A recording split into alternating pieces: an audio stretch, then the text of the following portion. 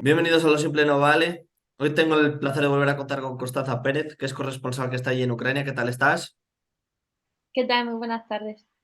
Bueno, darte las gracias que haces el favor de conectarte desde allí con nosotros. Un placer.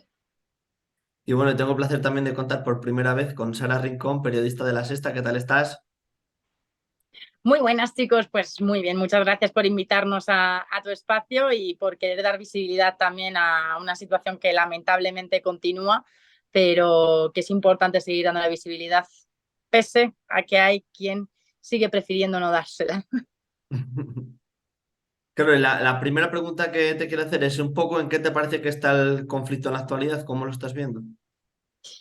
Pues claro, yo ya lo vivo desde una perspectiva completamente diferente a cuando estalló la guerra, ¿no?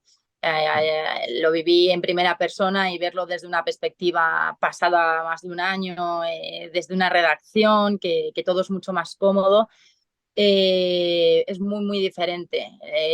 La realidad más cercana me invita a pensar y a suponer que está pasando lo que yo preveía que iba a pasar cuando viví los primeros meses allí, y es que íbamos a entrar en un bucle de un conflicto personal dentro de las redacciones de cómo llevar la situación de la guerra. Parece que cada vez nos importa menos, a no ser que haya un ataque concreto contra civiles, y eso creo que está perjudicando mucho a la sociedad y al propio conflicto en sí, ¿no?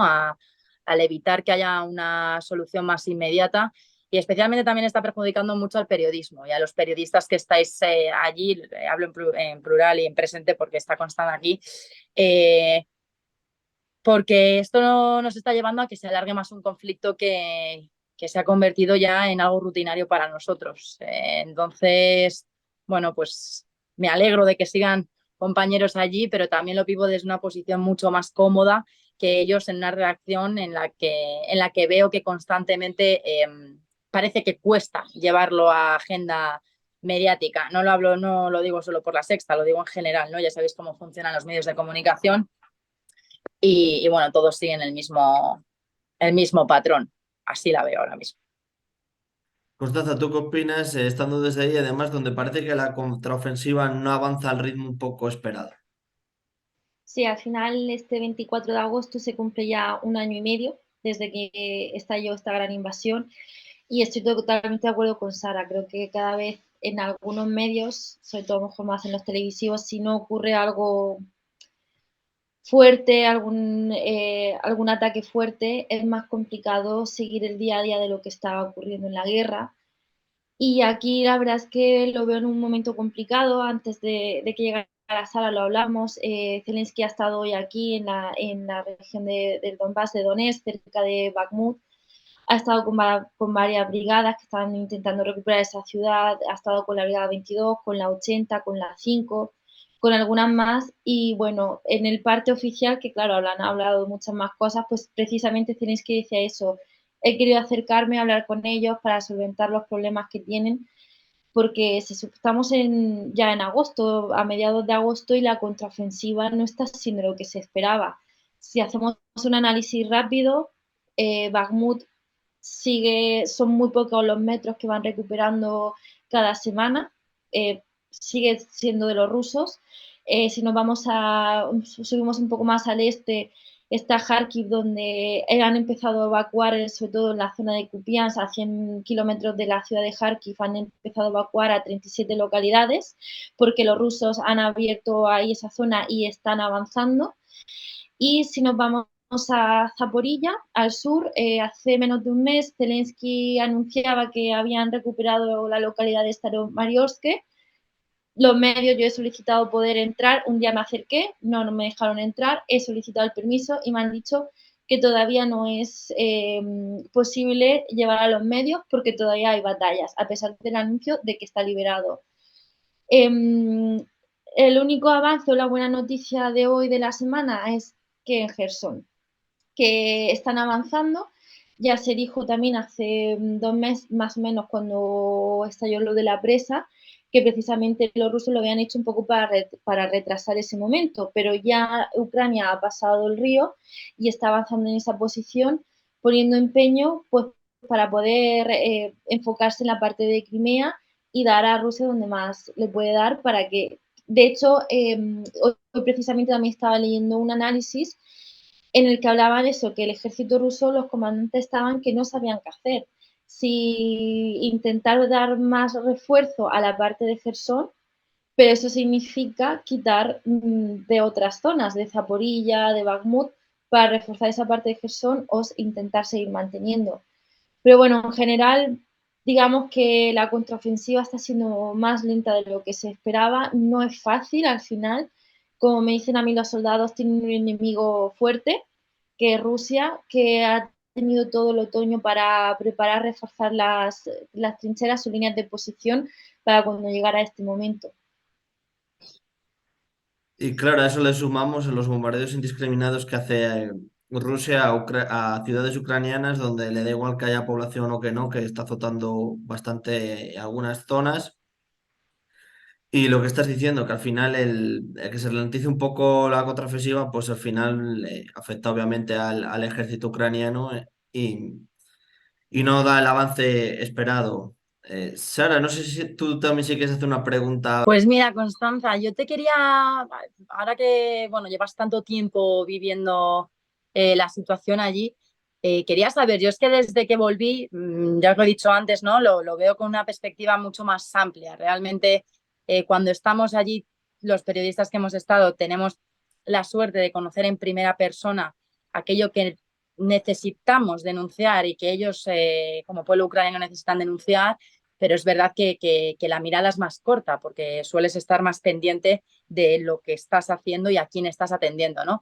Yo quería saber, ¿tú cómo estás consiguiendo o estás haciendo, después de tantos meses que llevas allí, tener una mirada un poco más amplia sin caer en lo que muchos periodistas, inevitablemente yo me sumo a ello, caíamos o caímos o caemos, de poner siempre el punto en el dolor, ¿no? Del pueblo ucraniano sin ir más allá de la realidad más realista posible, que es que hay dos pueblos enfrentados, uno es el invadido, el otro es el invasor, pero sin olvidar que el invasor realmente es el Kremlin, no es Rusia. O sea, yo es una cosa que hacía mucho hincapié porque en las primeras semanas de la invasión caímos en señalar al ruso.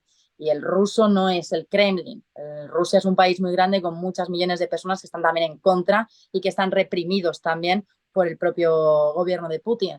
Entonces, ¿cómo evitas caer después de tantos meses viviendo y sufriendo el dolor con los ucranianos en no señalar al ruso y seguir un poco la dinámica de el invasor es el Kremlin y no el país Rusia?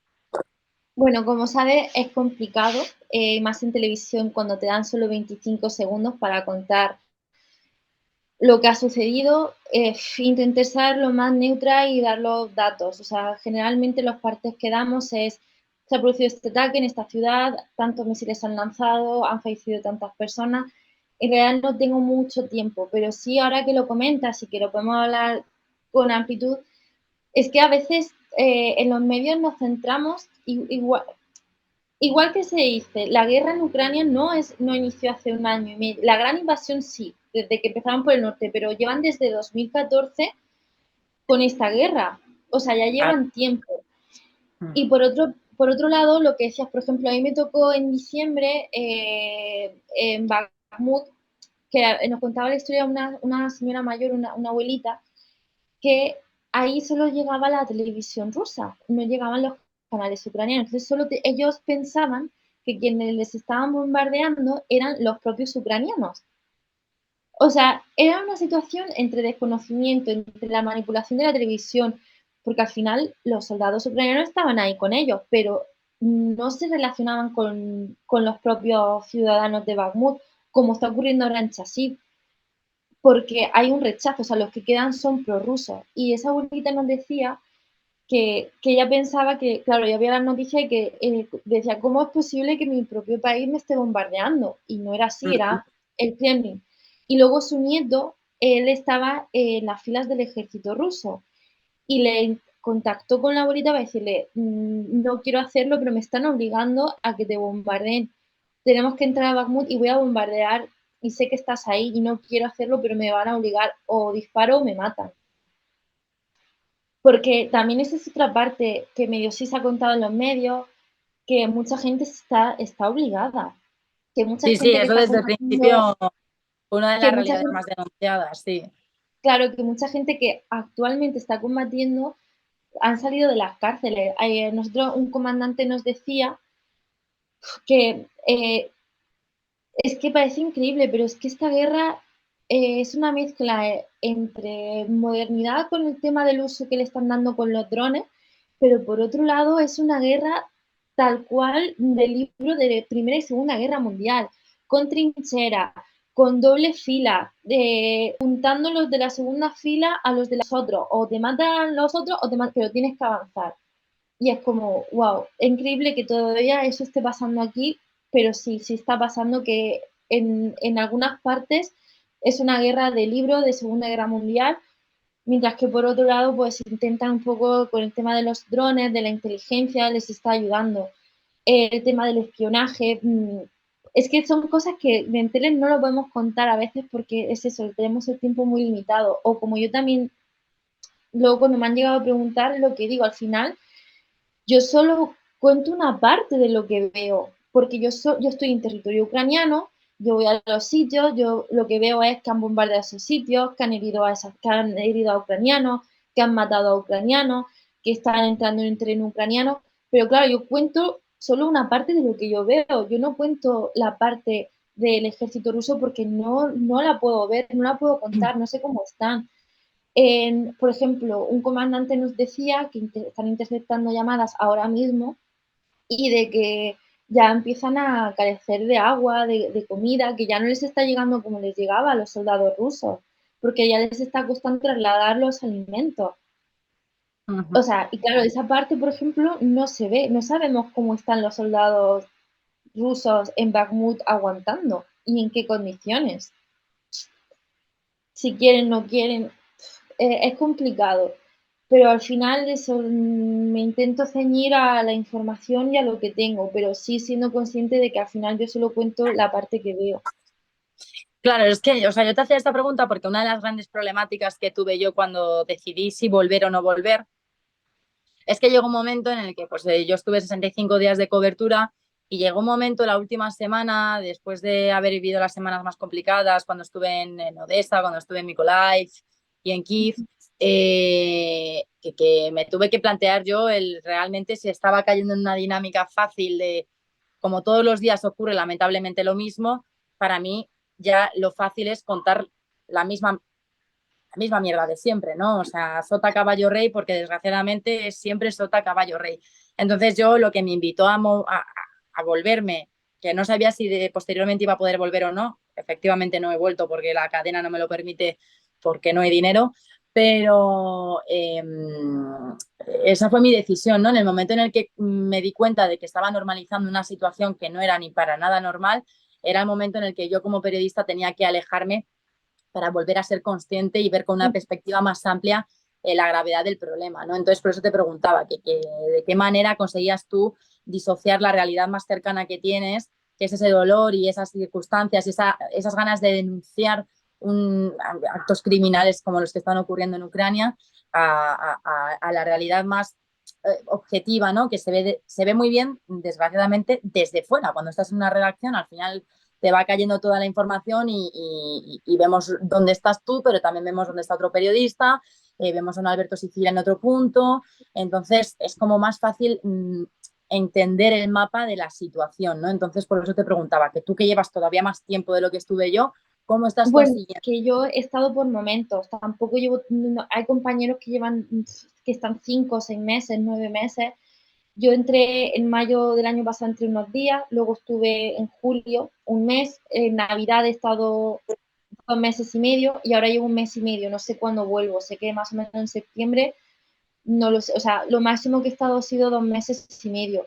Y eso creas que no, claro que ayuda, porque yo ya a los casi 2 meses ya te empiezas a sentir cansado y no solo físicamente, sino psicológicamente, porque llega un punto en el que no duermes igual, porque hay explosiones, porque no descansas, luego, jorín, es complicado, son muchos factores, ¿no? Muchas presiones, y llega un punto en el que no descansas igual y además que al final del día es eso, ¿no? Lo que tú dices, que aunque lo intentes evitar, te metes en la dinámica de con todo el mundo, con todas las personas que hablas, aunque sean españoles que te encuentras con compañeros, terminas hablando de la guerra. Claro, No hay otro tema de conversación aquí que no sea la guerra. claro. Y eso es complicado, porque no tienes una otra distracción. Te entiendo, amiga, te entiendo. Y bueno, luego a veces que, o sea, sí sigo algún canal prorruso por Telegram y Claro, pues ahí veo algunas barbaridades, claro. pero la verdad es que, o sea, de 2 que tengo, 30 son ucranianos.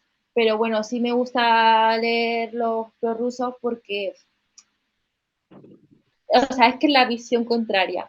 Y bueno, Claro, pero también es cierto que la necesitamos, pese a que sepamos que sí, me atrevería a decir que el 95% de publicaciones que digan o hagan ese tipo de canales de Telegram, obviamente son informaciones falseadas por el Kremlin, pero nos viene bien para saber hasta qué punto el Kremlin es capaz de engañar, mentir, posicionar, bueno, pues de qué manera también está manejando a su propia sociedad, que de esto sí. aprenderemos mucho con los años y vamos, habrá decenas y centenas de libros de historia que hablarán de cómo el Kremlin consiguió manipular a una población entera, consiguió retener para que no frenase, porque al final, si Putin no tuviese el poder que tiene sobre su propio pueblo, esta guerra ya hubiese terminado, ya hubiese terminado. Sí, y aparte que, jolín, luego también te digo que yo tengo la parte o la versión sobre todo de los ucranianos, y a mí, Claro, por ejemplo, el comandante me contaba que, por ejemplo, en Bakhmut quedaron 30 personas al momento de que entraron los rusos, que él personalmente sacó a 5, de esos 5, 2 volvieron a entrar a Bakhmut, y que la eh, señal que tenía el grupo Wagner, bueno,